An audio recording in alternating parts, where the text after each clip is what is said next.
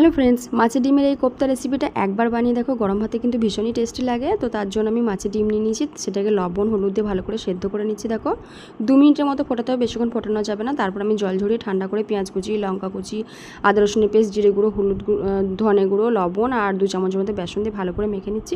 মেখে নিয়ে এটাকে গোল গোল শেপ দিয়ে আমি এটাকে তেলের মধ্যে কিন্তু ভেজে নেবো লাল লাল করে।